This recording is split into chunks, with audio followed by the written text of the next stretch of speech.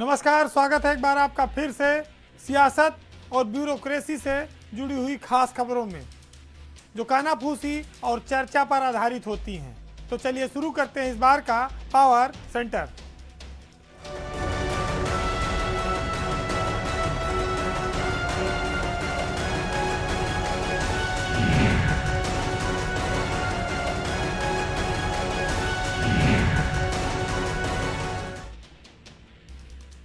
UP की सियासत में इस समय कुछ अजीब से नज़ारे देखने को मिल रहे हैं, खासतौर से विपक्षियों में। यहाँ विपक्ष में इस बात की सिर्फ फटौवल है कि हम जीते न जीते लेकिन तुम भी न जीतो। बात यूपी के हाल में हुए 2 उपचुनाव से जुड़ी है, जहाँ पर बीजेपी ने दोनों सीटें जीत ली लोकसभा की। ये दोनों सीटें समाजवादी पार्टी के पास थी, 2019 में जीते थे और तब सपा और बसपा का गठबंधन था। लेकिन अब जब ये चुनाव हुआ तो एक अखिलेश की आजमगढ़ और दूसरी आजम खां की सीट थी। मायावती और अखिलेश दोनों अलग अलग लड़े, बीजेपी को उसका सीधा फायदा होना था। लेकिन उम्मीद यह थी कि जब आजम खां 2 साल से ज़्यादा जेल में रह के आए हैं तो उनको सहानुभूति मिलेगी और वो ये सीट निकाल सकते हैं। दूसरी ओर आजमगढ़ में एक तर्क था कि सपा ने 10 विधानसभा में से 10 जीती हैं, अखिलेश पर वो सीट रही है तो सपा से उसे कोई छीन नहीं सकता। मजबूत कैंडिडेट धर्मेंद्र यादव भी दिए गए, लेकिन वहाँ मायावती का कैंडिडेट इतना तगड़ा लड़ गया कि मायावती तीसरे नंबर पर आने को ही अब अपनी जीत मान रही हैं कि बीजेपी जीत जाए तो जीते लेकिन समाजवादी न जीते। मायावती का इसमें ही संतोष दिखा, वो इस हार के बाद भी खुश हैं क्योंकि उनके 2.5 लाख के करीब वोट मिल गए। हालांकि वो एक जगह पर ये चूक करती हैं कि बसपा की वोट के बजाय अगर इसे गुड्डू जमाली की वोट के तौर पर देखा जाए तो ज़्यादा सही होगा, लेकिन अब चूंकि पार्टी उनकी थी तो वो श्रेय लेंगी। अखिलेश यादव के साथ समस्या क्या आई कि उनका कैंडिडेट हार गया। केशव देव मौर्य और संजय चौहान पहले भाग चुके हैं, बाद में पता लगा कि उनकी गाड़ी वाड़ी भी खींच ली गई थी। अब जो उनके तीसरे और मजबूत साथी हैं ओम प्रकाश राजभर, वो भी अब किनारे धीरे धीरे बढ़ रहे हैं और गाहे बगाहे वो अखिलेश यादव की आलोचना भी करते हैं। अब जितना विपक्ष में टांग खिंचाई होगी उतना वोट बटेगा, उसका सीधा फायदा बीजेपी को मिलेगा। मायावती ये बात शायद भूल गई हैं कि वो आज इससे तीसरे नंबर को जश्न के तौर पर जरूर देखती हैं, लेकिन 2014 में जब वो अकेले लोकसभा का चुनाव लड़ी थी तो वो 0 सीट पे आई थी, 1 सीट प्रदेश में 80 में नहीं जीत पाई थी। वो ये देखा कि उनके आज 10 सांसद हैं और 2024 का जब इलेक्शन होगा तो जो उनको फिर अकेले लड़ना है तो उनकी पार्टी की स्थिति क्या बनेगी। यह सपा और बसपा की एक ताकत थी जिसके दम पर वो आज लोकसभा में 10 सांसद बैठाए हैं। ये अलगाव उन्हें 2014 की स्थिति में दोबारा भी पहुंचा सकता है।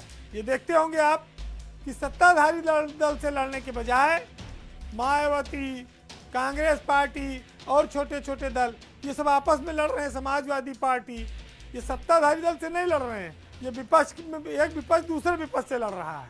इधर यूपी की सियासत अगर थोड़ा पीछे देखें तो कुछ विचित्रता भी दिखाती है कि दिनेश यादव निरहुआ जो कभी अखिलेश यादव से मिलने के लिए घंटों इंतजार करते थे, आज उन्हीं की सीट से सांसद हो गए, माननीय हो गए।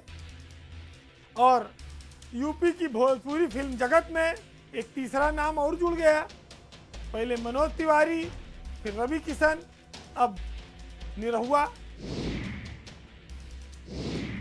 आज बात यूपी की ब्यूरोक्रेसी में महिला अफसरों से जुड़ी हुई। भारत जैसे देश में जहां तमाम जगहों पर असमानता है, वहां ब्यूरोक्रेसी भी इससे अछूती नहीं है।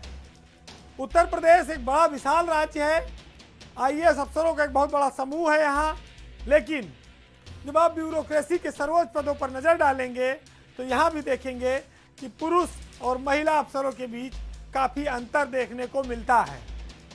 या ये कह लीजिए कि एक भेदभाव है जो महिला और पुरुष अफसरों में साफ दिखता है।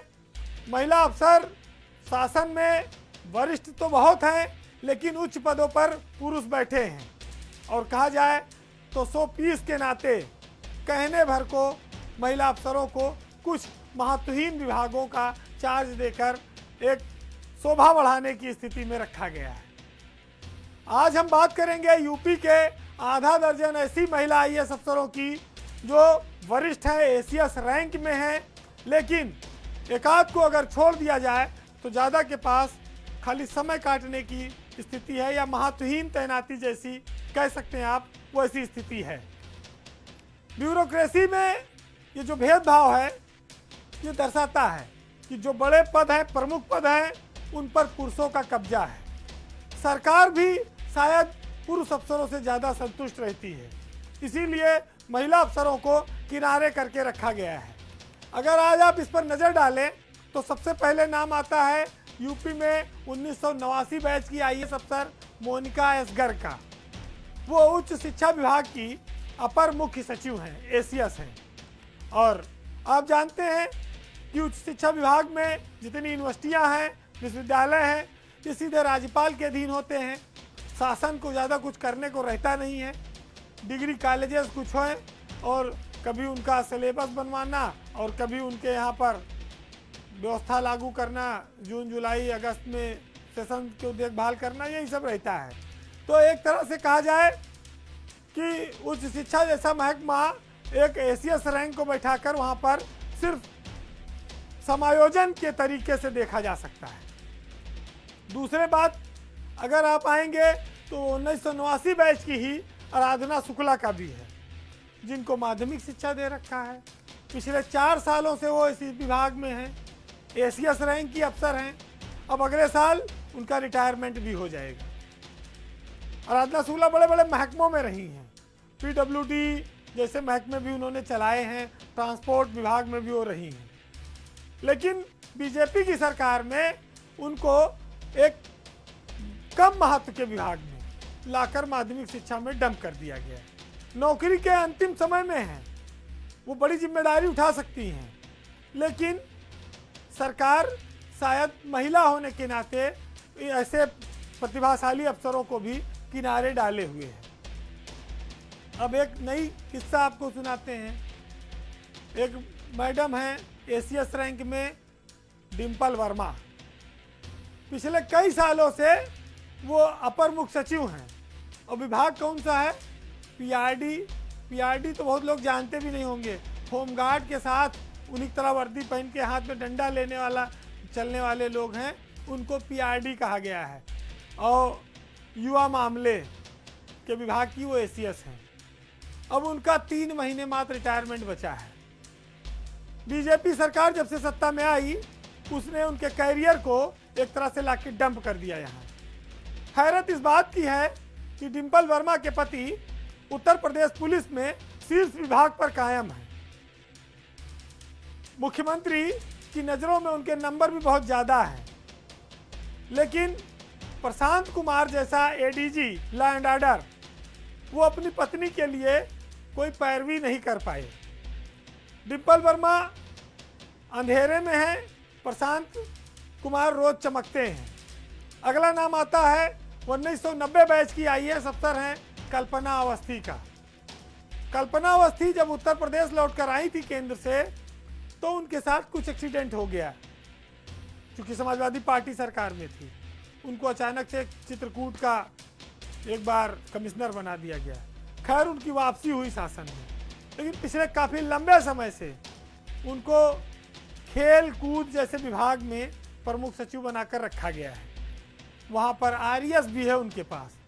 सरकार भी चाहती है कि धीरे धीरे अधिकारी अपने आप रिटायर होते चले जाएंगे, एक टाइम आएगा ऐसा। अब हम बातें हैं 1990 बैच की ही प्रमुख सचिव रैंक में अफसर हैं अनीता सिंह। अनीता सिंह के बारे में ये लोग जानते हैं कि वो पंचम तल में तैनात रही हैं। अनुभव के मामले में, निर्णय के मामले में उनकी क्षमता काफ़ी बेहतर है, लेकिन पुरुष अफसरों की तुलना में देखा जाए तो आज उनके पास एक महत्वहीन विभाग है जिसका काम है खाद्य औषधि प्रशासन, मतलब खाने पीने की चीज़ों की गुणवत्ता की देखभाल करना। चुपचाप पड़े रहिए, जिसके पास पूरे प्रदेश के निर्णय लेने के तमाम सारे अधिकार रहे हों, जिसकी कार्यशैली से लोग प्रभावित होते रहे हों, उन अफसरों को सरकार ने डंप कर रखा है, किनारे डाल दिया है। सबके प्रति एक नज़रिया पहले से बना हुआ है, उसको लोग बदलने नहीं देते हैं। सरकार चाहे भी तो नहीं बदल पाती है, ऐसे ही चीज़ें चलती हैं।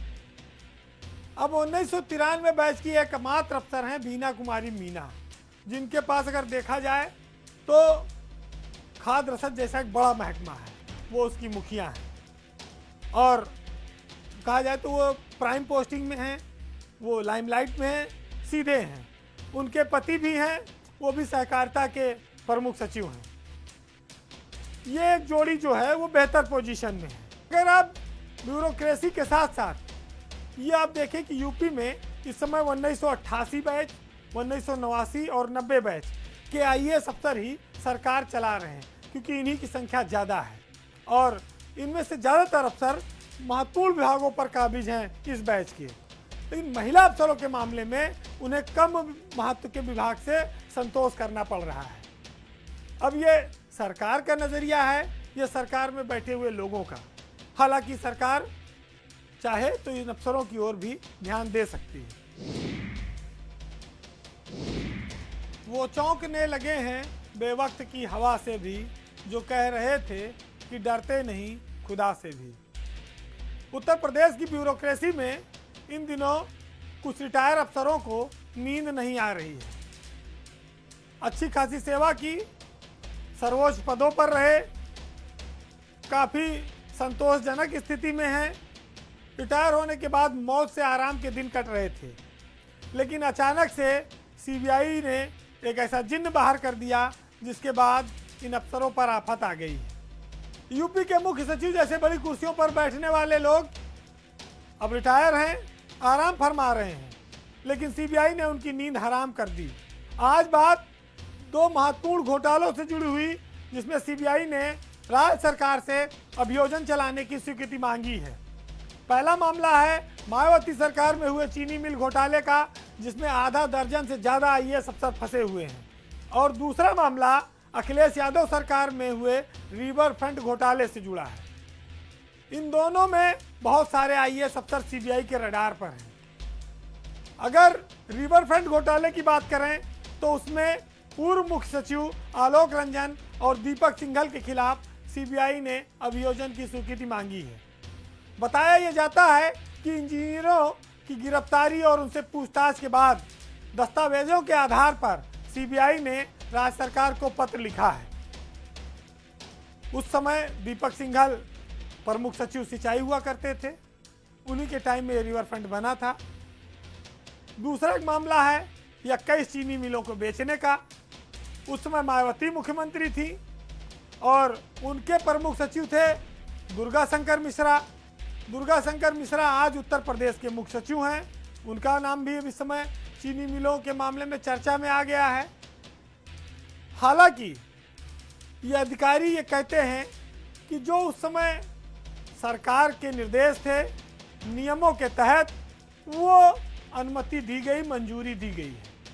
लेकिन जब योगी सरकार 2017 में सत्ता में आई तो 2018 में उसने इन दो बिंदुओं पर सीबीआई जांच के आदेश किए। उसका आरोप था कि जो कई चीनी मिलें बेची गई उनमें सरकार को 1100 करोड़ रुपया का घाटा हुआ। करोड़ों की चीज़ कौड़ियों के भाव बेची गई और उसमें जो कंपनियों ने इन चीनी मिलों को खरीदा, सरकार ने उनको स्टाम्प ड्यूटी में छूट दी। दुर्गा शंकर के साथ साथ उस समय मायावती के प्रमुख सचिव थे नेतराम, जिनके पास गन्ना चीनी विभाग था, और चीनी निगम के तत्कालीन एमडी थे विनय प्रिय दुबे, जो अब ये सब रिटायर हो चुके हैं। एक नाम और आया, सहारनपुर के एमएलसी थे बीएसपी के हाजी इकबाल, जिनके ऊपर कई सौ करोड़ लूटने का मामला पहले भी चला, सीबीआई के छापे भी हैं। ये सब चीनी मिल के भी मामले में आरोपी हैं। अब सबसे बड़ी बात यह है कि सांप तो चला गया, उसका कुछ निशान बचा था, उसी को सरकार ने लाठी से पीटा। समस्या इस बात की है कि जब रिटायरमेंट के बाद थोड़ा आराम के दिन आए थे, तब तक सीबीआई के कागज़ पहुंचने लगा। अखबार और टीवी में खबर आते ही रात की नींद उड़ जाती है। एक समय था कि जो अफसर आज सीबीआई के रडार पर हैं, वो यूपी की बड़ी कुर्सियों की शोभा बढ़ाते थे। उनके आदेश की नाफरमानी करने की हिम्मत किसी में नहीं थी। लेकिन वक्त का चक्र बदला, सरकार बदली। हालांकि सियासत में कहा जाता है कि ये कार्रवाई बदले की भावना से नहीं हो रही है, लेकिन होती उसी भावना से है। और कई बार ये जरूरी भी होता है, क्योंकि अगर कोई बड़ा भ्रष्टाचार करके निकल जाएगा तो नई सरकार को चाहिए कि उसको दंड मिले, उस पर कार्रवाई हो, जनता के धन की बर्बादी रोकी जाए और आने वाले वक्त में लोग ऐसा ना करें, ये भी एक नज़ीर बने। फिलहाल सीबीआई की सक्रियता ने यूपी के आईएएस अफसरों की बेचैनी बढ़ा दी है। अब ये सब राज्य सरकार पर निर्भर करता है कि वो किसके खिलाफ मुकदमा चलाने की स्वीकृति अनुमति देती है या नहीं देती, क्योंकि कुछ तो बीत चुके हैं, कुछ मौजूद हैं और ऐसी जगह मौजूद हैं कि अनुमति मिलने पर सरकार की ही किरकिरी हो जाएगी। उत्तर प्रदेश सरकार में ईमानदारी और भ्रष्टाचार पर बड़े बड़े भाषण होते हैं और बड़े सारी चर्चाएं आए दिन होती हैं, लेकिन जब तबादलों की सूची आती है तो ये जीरो टॉलरेंस वहां से गायब हो जाता है।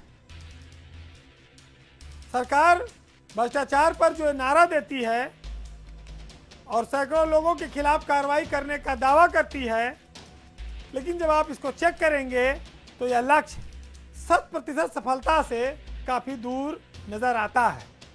ऐसा क्यों?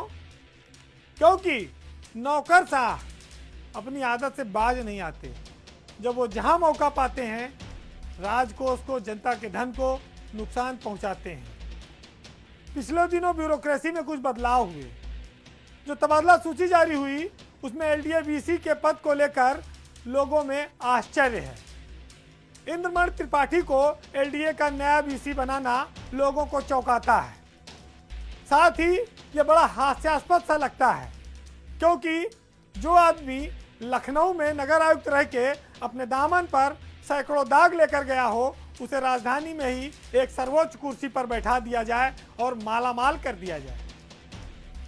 ऐसी तैनातियों से ही सरकार की छवि पर उंगली उठती है, और उठे तो कोई अचरज भी नहीं होता, क्योंकि सरकार की यह जीरो टॉलरेंस पॉलिसी को एक बड़ा झटका है। इंद्रमणि त्रिपाठी लखनऊ के नगर आयुक्त रह चुके हैं, 2 साल से ज़्यादा रहे हैं। लखनऊ में गंदगी का अंबार लग गया, लखनऊ रैंकिंग में सफाई के नीचे चला गया, और महापौर संयुक्ता भाटिया से उनका जो विवाद था, यह विवाद क्या कहिए, एक तरफा जो उनका अहंकार था वो कितना चर्चित हुआ था, इस पर हम आपको थोड़ी याद दिलाएंगे। इंद्रमणि त्रिपाठी एक ऐसे नगर आयुक्त निकले जिन्होंने पंचम तल में अपनी पहुंच का फायदा उठाकर महापौर और उनके परिवार को काफी बदनाम किया, और महापौर ने भी इनके खिलाफ आय से अधिक संपत्ति की जांच कराने के लिए विजिलेंस को पत्र भी लिखा। उस समय नगर आयुक्त और चीफ इंजीनियर की मिलीभगत से टेंडरों में तमाम सारे आरोप लगते थे।